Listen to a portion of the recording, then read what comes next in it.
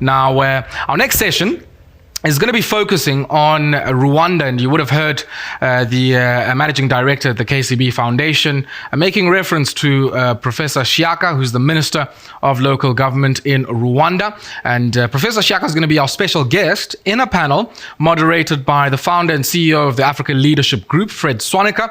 And as I said when we started, a man who needs very limited introduction, and somebody who's very interested in entrepreneurial ecosystems and leadership on our continent. Fred, I'm going to hand over to you, and also send my regards to the Minister of Local Government in Rwanda, Professor Anastasiya Shyaka. Okay, welcome everybody. Excited to have this discussion with everyone online. I'm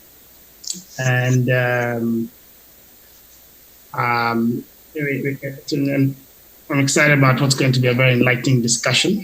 As many of you know, Africa is home to the youngest population in the world.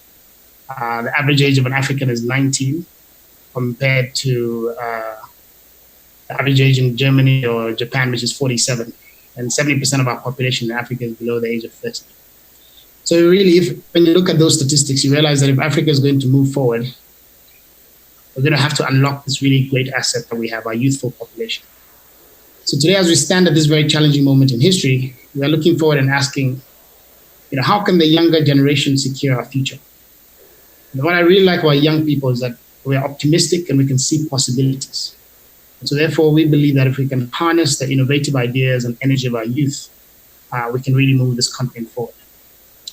So to have this discussion today, we're joined by a distinguished panel, which includes the Honorable Professor Anastasiya Shyaka, the Minister of Local Government in Rwanda.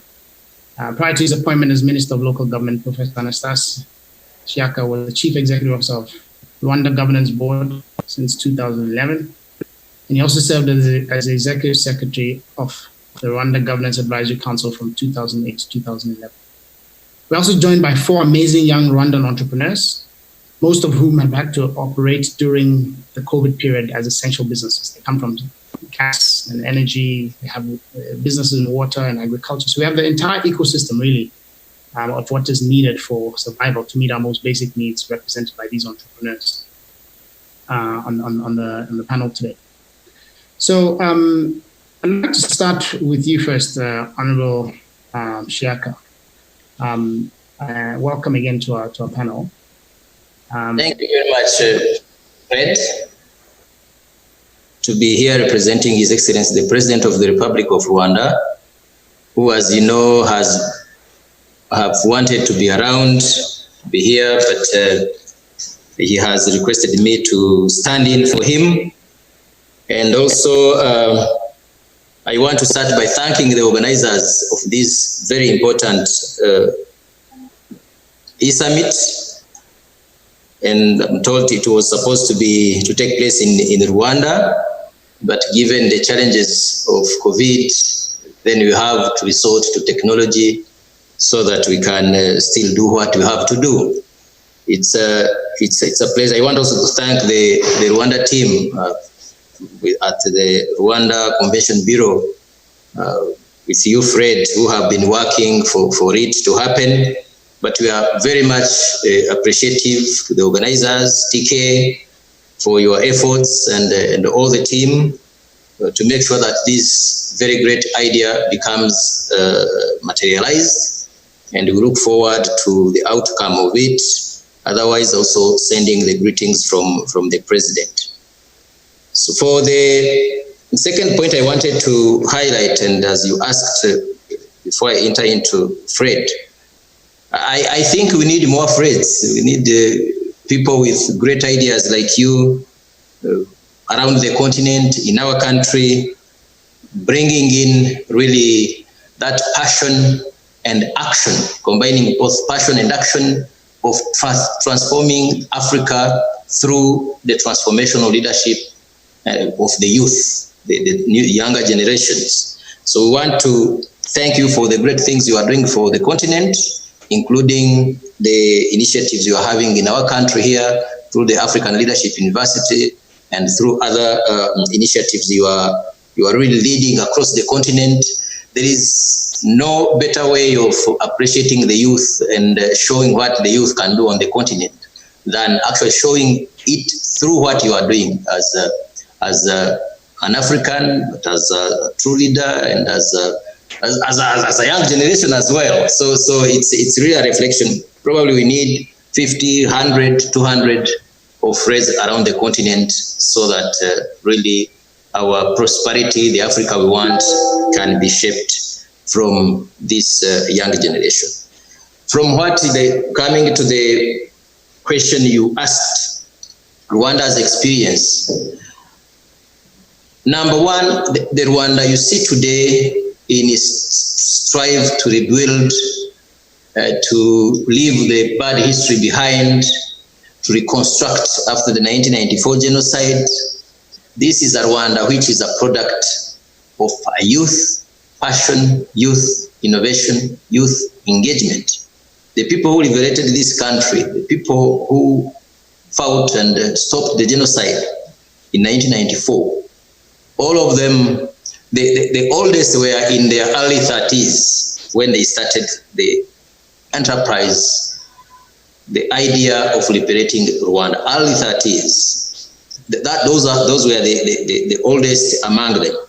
Otherwise, the bulk of liberators of our country, the bulk of those who reconstructed Rwanda from the scratch in 1994 were simply young people in their 20s and even less. So that's the first thing we need to, when we talk about youth and Rwanda and the new Rwanda, as we call it, is that we start from, they took Rwanda from the scratch to where it is in its strive towards transformation. Second, all the businesses, the innovation, the greatest innovation we have here around Kigali are coming from the young people in the water sector, in IT sector, in the other developmental sector. The young Rwandans have been amazing in capturing the opportunities, in forging the ways towards innovative, and in creating a sense of ownership and a sense of self-confidence. So and thirdly, we see in different agenda driven by the government of the people of Rwanda, by the top Rwanda leadership, we have created a number of homegrown solutions that have been responsible for the little U-turn we are having in the direction, but also in results that Rwanda is achieving. Whether we talk about homegrown solutions in social sectors, we talk about community health workers, we talk about Umuganda, we talk about Mihigo, we talk about other economic innovations. All these are built on the will, on the wish and the energy of the young people. We see the young people in different sectors that have spurred the Rwanda's transformation journey as we see it. And fourth is the imperative of ownership of the programs, ownership of the future, ownership of a transformational mindset, but also ownership in playing a role in leadership. What the top leadership has done has created a number of great opportunities in both business, in capacity development, in leadership, and in social transformation.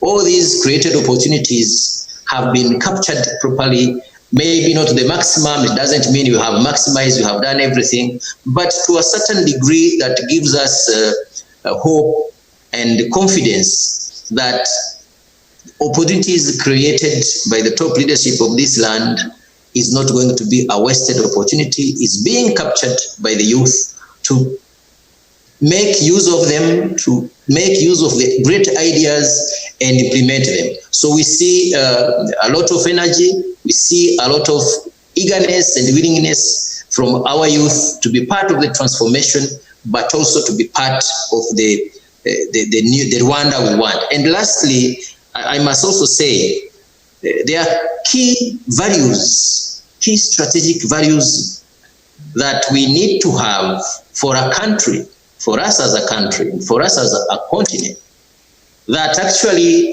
will be imperative to spur the transformation we want and to secure, as you did put it well, very well, Fred, our future. Which are those key values there? The value imperative number one is the value of shaping the character, which is reflected in the values of unity and dignity. Among our youth, we see those values were emerging and properly shaping. The second value is around the imperative of self-reliance and resilience. It's very important because the two are responsible of creating a sense of improving livelihood, of creating an appetite for better, for higher levels of prosperity and wealth on our continent and among our people. So self-reliance is very key, otherwise it won't work. The third set of values that we see in our youth and that from our experience that we think are important going forward is the set of values for ownership, I said it, but for innovation and foresight. Innovation and foresight, both combined, give us a foundation for creating a result orientation and problem-solving mindset. So we see those three types set of values in among our youth, and we connect them to the little results we are achieving, to that very impetus coming for a younger generation, and we want to keep encouraging them, as we have most of these very brilliant young entrepreneurs from Rwanda here. So their solutions, the solutions they are bringing in, are also coming from that set of wanting to do things together, to do things better, but also to tap into the great ideas they are having around the top leadership into translate into reality, implement them so that out of an idea you get a concrete result. Thank you very much, Minister. Wonderful to hear about the problem-solving mindset that young Rwandans are bringing to bear, and I like this Rwandan concept of agaciro, which is something that really I see coming through in many of the young people that I interact with in Rwanda. So you said it better. I said dignity, and you did put it much better than you. So it's agaciro. That's very true. Thank you. And that's a testament to the leadership of His Excellency and ministers like yourself. So that is wonderful and a great example for the rest of Africa. So speaking about entrepreneurship, I'd like to engage some of the entrepreneurs, the young entrepreneurs that we have on this panel. Starting first with you, Christelle. You who's the managing director of Rwanda Water Access. For those of you who don't know, Christelle, you were a finalist in the Jack Ma Prize for entrepreneurs last year, and something I had the pleasure of judging. I enjoyed hearing your story then. So that really makes you therefore one of the best entrepreneurs, not just in Rwanda but in Africa. To win such a prize. And you're in quite an unusual space. Water. Not many entrepreneurs even know that you can build a business from water. So, what have you learned about what it takes to be as successful as a young African entrepreneur? Thank you, Fred, and thank you for the compliment. I'm still getting used to being called the business hero. So I think one of the biggest lessons I've learned, not only as an entrepreneur, but one that is in a very, very social sector, like the water sector, is to really be determined and committed to what you want to bring about. So this is about commitments, not only to have a profitable venture, but commitments in terms of your people, in terms of keeping high quality standards, and also really delivering about your dream and vision and staying true and honest to it.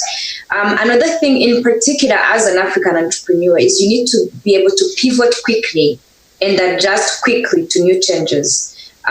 You can't really be a normal traditional business and put a lot of red tape on your whole process. And for example, a crisis like this hits me to make a decision. You can't have that kind of businesses and be successful. Those really drain money.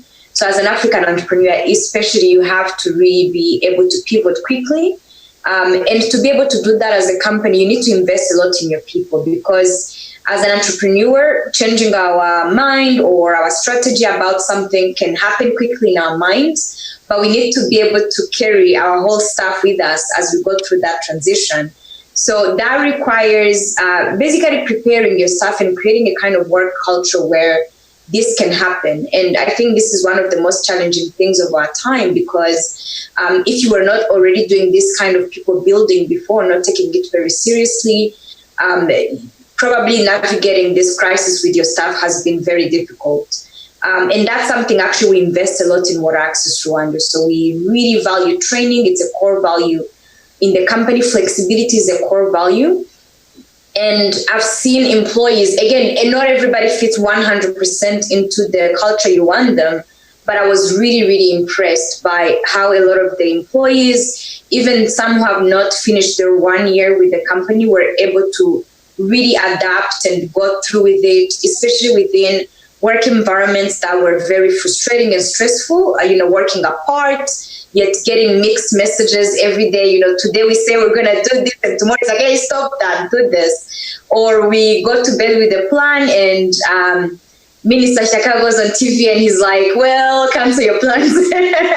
So having employees that are able to work within that culture and still wake up and be like, okay, things didn't work out as we planned, but let me listen to the new directives, or let me on my own be flexible and innovate around that. That has been very, very important. And as we learned a lot during the African Entrepreneur Prize Initiative, really your people are your biggest asset. So I've been even more reminded about this during this crisis. First, recognizing the little investment we've made and how it's been paying off, but also with renewed commitment to even do more, because we did have some failures and gaps that now we're more committed to address and make sure we really invest a lot in our people. Wonderful. So you're talking about the importance of commitment, of resilience, and most importantly, agility, the ability to change when the conditions around you change. And you talked also about the importance of bringing your team along and the culture, so that you can, because as an entrepreneur, you can't do things by yourself. You need to be able to bring all your team along. And so that's a great, some great reflections from one of the best young entrepreneurs in Africa. So thank you, Christelle. Now, Liban, you run Safe Gas, and you had to operate your business during the COVID period, where there were a lot of constraints that were we all faced. What did you learn about resilience and innovation during this period?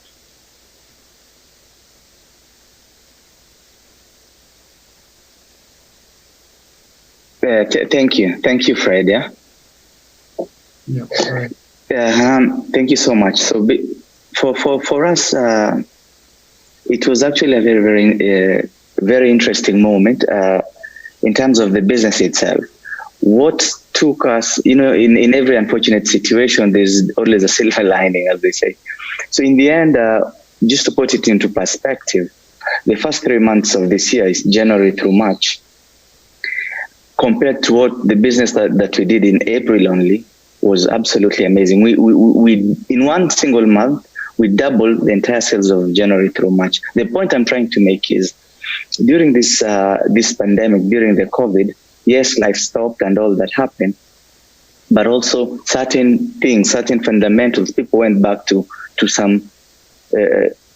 We managed to switch fundamentally from the traditional uses of energy and things like that in a way that it will never be again the same. So household had enough time to interact with modern sources of energy and all that. So basically, what we learned from us is, and I think Christelle alluded to the point, is the fact that we have always to be ready. We had to very quickly pivot towards this sudden surge of demand, which we had never anticipated. So the targets that we had by the end of the year, we are most likely going to exceed them by the half of this year. So gas effectively has entered mainstream, and it is the de facto cooking energy in most Rwandan homes. So that one has been established as a function of this. Now, how did we function to meet that kind of demand, given the circumstance? we learned that actually the so-called non-essential staff actually the most critical component of our businesses. We tend to, you have this hierarchy where they get paid less and less and less, as you go up the ladder. But as our rather very expensive personnel was at home lounging, in conference calls and stuff, we had actually a core of our team running the rounds, managing supply chain, and at no single point did we have any glitch. So it was a very eye-opening exercise and experience in a sense of how we prioritize our personnel, how we incentivize our personnel, and how we will be able to move forward in this new normal. So for us, it has fundamentally changed our business in how we move forward from a personnel, a resource standpoint. So that is number one. Wonderful. Yeah. Go on. The other points that are related to the resilience of Rwandans. I was absolutely impressed by the limits people are willing. We never slow down at any particular point. With the surge in demand, the supply, we basically had a demand shock. And we really had to work backwards. Because if you look at it, Fred, I always like to say this, gas is the telecommunication of our time, whether we like it or not. It is transforming how every single household is being organized, being built, and COVID-19, with the families sitting at home, spending more and more time together, we basically had the opportunity to interact with this new product. It finally entered Rwandan homes. And I really don't see it coming out anymore. So that is the key thing. Resilience and all that is the DNA of Rwandans. Like Honorable Minister mentioned, the story of Rwanda was built on the youth. So for us, I think the youth I think our average age, the oldest we have in our company, I think, is myself. So everybody's in the 30s. So really the energy is there, the drive is there.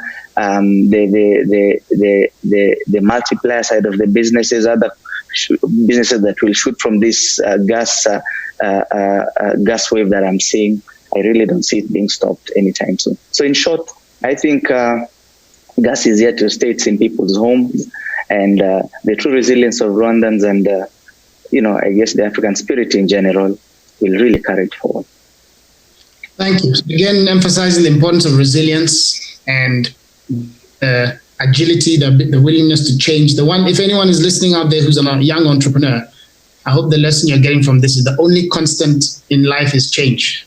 And if you want to be successful as an entrepreneur, you've got to be willing to pivot and change. Otherwise, you won't get there. And also, really inspiring to hear about how even in challenging moments like the COVID crisis, there are some great opportunities, like you've talked about. Absolutely. How do we, as a continent, use this moment to reimagine how we do things and to really think about new possibilities and not only be thinking about the crisis that we are currently facing. Thank you, Liban. Rosine, what does the new normal look like in the agricultural sector? And what lessons have you been learning during this pandemic? Thank you, Fred, and distinguished panelists. It's a pleasure to be here. We have learned a lot, especially in the agriculture sector. I think COVID-19 has really defined what agriculture is more than anything I have ever seen in my lifetime so far. And some of the major things that we have learned is that more than anything, agriculture, for it to be resilient, for us to build a self-reliant future, as well as a resilient future from anything really that can come, that all our supply chains, all our activities needs to be hyper-local. For the very first time, I saw how important it is to have food production very close to whomever is consuming, whether it is producing food right next to the homes or producing food closer to whomever is going to consume it. And I realized that with the lockdowns and not major movements of different things, I realized how important it is that we rethink how, agriculture input, agriculture knowledge and technology needs to be so home-based to ensure actually the vision that Rwanda has been having and is on really fast speed implementing it of made in Rwanda. And I find it really just like made at home, made in Rwanda, made in my village when it comes to, agriculture and food production. Some of the major, now the new normal, how it looks like at this point in time is that everything that we have been relying on, for example, seed inputs or agriculture technology, that it can be closer. And people who can bring it closer actually are not that far. It's the young people that we are currently living with on a daily basis. And major lessons that I've found is we can, farm with the less people, employ more technology, and also challenge really the traditional ways of farming. Whereas, affordable people will be a lot of people gathered in the same area. This COVID-19 has challenged that belief. Actually, how can we farm better without assembling in places, and also plan things earlier to ensure that if something like this happens, we won't miss rain in case we don't have, irrigation materials, for example. Something else that we have seen is we have seen that we need to grow so much on very little land. Rwanda is extremely blessed with like an amazing climate and everything. However, our land is very small and it's not going to change. And the challenge that we have in front of us, especially even in this period of COVID-19, the land that we have is not changing, but how do we increase production on this small that we have and actually be able to satisfy our own people from within us, right? Like within the bounds that we have. That was another challenge that was really exciting to start seeing, innovations and some developments within that space. And so how do we challenge, self-reliance when it comes to agriculture? And lastly, we have seen that it is imperative to involve communities to ensure that all this knowledge that we have really doesn't stay within, one company or one institution, that it can actually be shared with others. Because, as shared value we have seen it applied is, you can't grow alone. Actually, in agriculture, to be successful, to ensure food security and profitability, is that more people can actually be empowered to know and learn how to build, climate resilient agriculture systems that can actually contribute to the food production in general. So one person can do it. To ensure what we need is that we build more people to be able to participate. So those are the three main lessons that we learned, that anyone, everywhere, can learn and be able to produce something that is resilient to future, pandemics. Let's hope they don't come, but in case they do, we'll be prepared. Wonderful. Thank you very much, Rosine. Talking about the importance of shared value and bringing the community along and making sure that, as you mentioned, agriculture is a wonderful example of how really you can create shared value in Africa. And so, I applaud you for entering that pathway. As for those of you who don't know, agriculture, we spend $40 billion a year importing food into Africa that we have enough, soil and water conditions to grow. So this is a tragedy. More young people need to be going into the sector because it's a great opportunity for us to create wealth in Africa and to become more self-reliant. So you're an example, and I hope more young people will follow in your footsteps. You also talked about all the innovation you've had to implement, and one of the things that I believe is that constraints drives innovation. And this moment where you are under constraint, you have to think differently. And you've come up with some new ideas. You're talking about learning how to grow more crops with less land and thinking different about irrigation and so forth. Honorable Minister, one of the things that Rosine mentioned was that she believes that agriculture now needs to come closer to people where they live and within the villages and and to become a more hyper local. What are your thoughts as a Minister of Local Government on this? On what she's proposing? Are you now going to have farming in all the the local. No, I think I totally agree with Rosine. Sometimes the bad things come with some good sides. And the good side of this situation we are in are twofold. Actually, as much as we have been negatively affected by the COVID and its pressure on us, but I think it has pushed us to think beyond the normal, beyond the classical thinking. So now we are finding solutions, as Rosine was putting, solutions that are IT-based, that are innovative, that are possible, that are catalyzing much more development than in the traditional way of doing business. So agriculture productivity is key. Yet, by and large on the continent, we have it low. And yet, using our innovation, bringing in our brains and the youth, we can do much better. So I've seen in different parts of the country, in the center, and Rosine is also coming in, and Christelle with the water project. So we have seen great innovations in that sector that traditionally, maybe that's where we had a gap on the continent. We thought that agriculture is only for the rural, uneducated people. But actually, with the new trend of these innovative youth, we are seeing intelligent agriculture coming on the ground on the continent. I can only say I wish to have more Rosines coming up so that actually the little land we have, it can be not only sufficient for us, but actually we can show that we can feed the next 20, 30 million, whether Rwandans or Africans or anybody else. That's where really the center of transformation lies, in innovative ideas, but in connecting those innovative ideas with the people that need it. Because transforming Africa will not be meaningful unless it is about transforming the people of Africa, those educated like ourselves, but also those, our parents and our brothers and sisters that are still living massively on agriculture productivity. Wonderful. So thank you very much. Thank you very much. That's Rosine, you have the minister's support to continue doing what you're doing. Now, one of the things that the minister mentioned was about innovation, and technology is one of the most powerful tools for driving innovation. So, turning to you, Regis, you run the CAL group in Rwanda.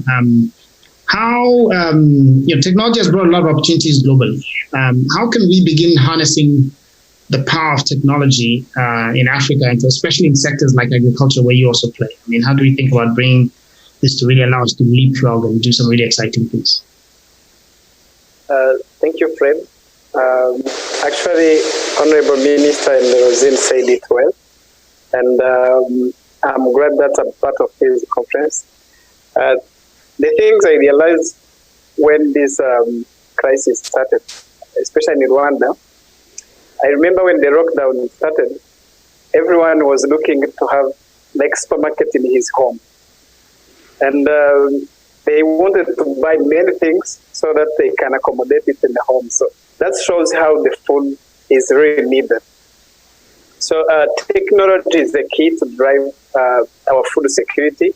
And when it comes to agriculture, there are things we need to adopt the technology, like Rosine mentioned about increasing productivity per hectare, for example.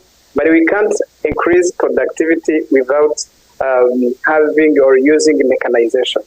So mechanization is part of one of the technology we can adopt in Africa. And when you see the level of how we are adopting this, it's still low. So we need to adopt mechanization so that we can do our farm or do our agriculture within easier way of farming. You can't do, for example, farming for within 100 hectares by using just hoe, and you need more laborers to use that hoe. So, but when you have just a machine, you can grow, you can farm within like 10 hectares within one day. So, but without the machine, it takes a long time to grow. So that's one thing. So when you look at the climate change in Africa, we are still depending on rain. So to have a huge production, we need to not depend on rain. We have to depend on water. Christian is here, but irrigation is still a problem in Africa. So when you can adopt the irrigation system and adopt irrigation technologies to our farms, it will increase the production we are talking about on per hectare, and we secure the food for tomorrow. Those are some of the technology we need to adopt in farming, but also we have to look on the post-harvest. When you looked at this pandemic crisis, there was a problem of farmers. Farmers faced or suffered a lot because of they was lacking the market. Supermarket, some of the restaurants and hotels were closed, and that caused the lack of market. So that shows how we need value addition for the produce we are producing. Example, when you look at the horticulture, vegetables. Now, when you look at in Rwanda, for example, there was a big losses of vegetables because of the lack of the market. So we need to adopt also the technology in value addition to process those produce we are talking about, so that within the future we can be able to store enough food, so that we're not just buying or taking a supermarket in our home, but also buying everywhere. So those are the key technology we need to adopt in agriculture sector. Wonderful. Thank you very much. You mentioned, Regis, you mentioned that everyone wanted a supermarket in their home. I like that. Overnight, everyone wanted a supermarket in their home. So it's up to us to think about technology and agriculture in different ways so that they can have the supermarket in their home. So I'd like to take some questions from the audience. Some questions have been coming in from different participants. If you have any questions, please feel free to put them on the slido.com, #ASVL. So one question here, as young entrepreneurs, what would you do differently if you had to start over again? And let me pass this question over to you, Christelle.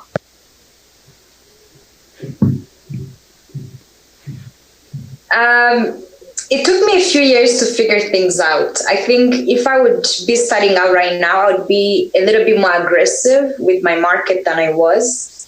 I think when I started, there is a valuable advice I've recently learned, also through the whole ANPI journey, that marketing and innovations are the things you need to invest in. The rest is really just making sure you're profitable, like cost controlling. So I think if I was starting over again, I would really be more aggressive with market penetration and so on. I mean, the other things I've already touched on, people are big assets, and that's always important. But I think this is advice goes to entrepreneurs starting out. Test out your products, but once you have a good product, don't be shy, run with it. Take over that market. Don't worry about investing in marketing, because at the end of the day, you want every person to have access to your product. And it's a common, that shyness is a common thing I see. We kind of wait on the market to get ready for us when we can actually be grooming our own market. Great. So advice from Christelle, be more aggressive, get started earlier, don't wait, right? Africa needs young people to become entrepreneurs. What about you, Rosine? How would you respond to that question? Definitely, one of the things that I have seen is if I will start all over again, I will be so my priority will be learning, and I will keep on learning everything that I can do. I will just put learning at the front and center. Why? Because as young entrepreneurs, sometimes we are new. We have a lot of passion, and sometimes it's okay. We don't know how to do everything, but there are always people who are willing to share, and there are programs that can help you, fast track and be able to learn. So I will learn a lot, especially within the industry that I am in agriculture. I personally do not have an educational background in agriculture. I have a background in accounting. and finance. However, through learning, I've been able to contribute in this industry. Although so many people who know about this may be way older and have much more knowledge, but people have shaped my understanding that has helped me, not only stay afloat, but actually be able to thrive within an industry. So always maximize all the learning opportunities that are there. If you have the passion, go ahead and get started, just like Christelle said, but make sure that you learn. Because knowledge is power and it's very available. And then go on with your passion and do it, kill it. Fantastic. Right? You never stop learning. You have to keep learning, and even as an entrepreneur, you talk about learning from others and going into fields, venturing into fields where you're not even trained for, because you don't go to university to learn how to be an entrepreneur, right? You learn how to be an entrepreneur by being an entrepreneur. And so that's a great, thoughts from you. Liban, there's another question I would like for you to touch on. It says, Rwanda is such a great success story. What is Rwanda doing differently from other African countries? So if you think about lessons, because people from all across Africa are listening to this, and Rwanda is a great success story. What are some of the insights that you would have for people from other countries about what they can learn from Rwanda? Thank you so much, Fred. I think there are a couple of things that we can learn from Rwanda. I think the takeoff is very, very important. Rwanda understood very early enough, unlike many other African countries, that actual wealth is created by the private sector. So it moved really fast to organizing the private sector in a more productive manner by building the right institutions, setting the right legal and regulatory frameworks that enables all these businesses to thrive. So that is number one. And then the second part is Rwanda was the first countries in the continent where they prioritize the youth among anything else. Fine, other countries do it, but in a more what is the word? In a more they really don't mean it as much. But quite frankly, Rwanda, it's probably the only country where you'll find, heads of government and then many institutions who are actually in touch with the times. So it is absolutely critical, especially in this era that you're living in, that the leadership acknowledges and is in touch with the times. So to me, I think that is the second most important thing. And then number three, the government of Rwanda understood very, very early enough that it has to get out of the way for the private sector to thrive. We are constantly, of course, in fight with several government institutions in terms of what we need to do as a business and what they need to do. But the dialogue is much, much easier because number one, there's a high level of meritocracy in the government. So people that you interact with on the other side are more or less your equals and at times even better. But you tend to find in many other jurisdictions, all the brains usually end up in the private sector. And then you're stuck with the other guys on the other side where there's a mismatch. So you end up with an economy full of tags and things like that. So, but in short, I think the meritocratic system in Rwanda is paramount to the entire transformation. Thank you. Wonderful. So it's having a meritocracy where people really rise because of their talents and the policies that the government created, and also empowering and prioritizing youth. So those are some excellent lessons. And one thing that I would say from my experience in Rwanda is also having a government that works, and then an efficient government Absolutely. that really makes sure that things happen and they're not getting in the way. So I think that it's good governance is number one. Once you start with that, then countries will improve. So we are almost out of time, and it's been a fascinating discussion, but unfortunately all good things have to come to an end. So we'd like to end with just, we have literally about 2 minutes left. So very briefly, in 30 seconds or less, if every panelist can just share, from your perspective, what is one thing that you think young people across Africa can take? One action, right, that you think young people across Africa can take to help secure a better tomorrow for all. So 30 seconds each, one per panelist. So start with you, Rosine. One thing that African youth can do is start. Do not be late, start. And starting is like right now. Mostly, especially in the ag sector, you see that the average age on the continent is 19, but the average age of a farmer is 55 years old. In 20 years from now, if we don't do anything about it, we will not be able to be food secure, we will not be able to move as an industry. And the people who can change and challenge this and move food production and agriculture to where we want it to be is the young people like you who have, knowledge and power and passion and, strength. So start today and, learn, obviously.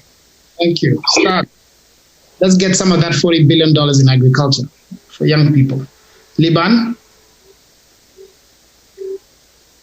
You're on mute. For me, I think the young people, yes, they definitely need to start.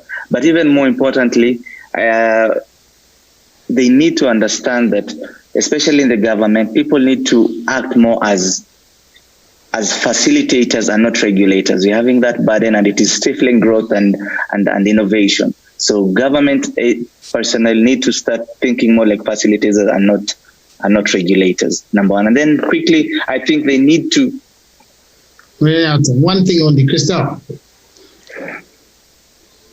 All right, I'll also echo what Rosine said, but add on to it. So agriculture is the one sector that's going to keep growing through this crisis. So young people, don't let this opportunity pass you by. Invest in this sector. There's a whole chain. You can do it from the side of providing water for irrigation, seeds, fertilizers, but also being a farmer and growing food and accessing all these markets that are now kind of open. Just to give you an example, go to market shelves. A lot of things are missing from market shelves in many African countries. So look at what's missing and start transforming and producing that thing in your country. Wonderful. Thank you. Regis, 30 seconds. I think as young Africans, we need to not getting tired fast. And the second thing is we have to do business, not just from stomach, but from the heart. So last but not least, you have to be innovative. Great. Thank you. Very concise. And Minister, we'll come to you for the last comment and the closing remarks. What do you think? What is one thing that you believe young Africans need to do to secure the future for Africa? Thank you very much, Fred. Mine is just simple. I will refer to His Excellency the President last year, while engaging the youth forum in Kigali, told them there are certain things you can't outsource. You can't outsource values, you can't outsource principles, you can't outsource hard work. So therefore, ownership is central, and responsibility and accountability. So this means, if I put into perspective, innovative young generation is imperative for us to secure our future, elevate our dignity and prosperity of Africans. So the most important thing for the youth is that they own, they create, and they never lose contact with the ground. And I'm glad to see them starting with agriculture, directing innovation into that sector, but also not forgetting others. Type into opportunities, create for the people, with the people, and keep united across and beyond the borders. Thank you. Wonderful. Fantastic. Thank you so much to everyone. Thank you, Minister. And thank you to all our panelists for very engaging and insightful discussion. And I hope all young people who are listening in have taken some very valuable lessons, and that you will begin doing things, because we need to do hard things if we're going to transform this Africa, and we're looking up to the youth to make that happen. So thank you, everybody. Thank you very much, Fred, and thank you to TK as well and all the organizers. All the best. Thank you. Thank you. Thank you. Thank you, everyone.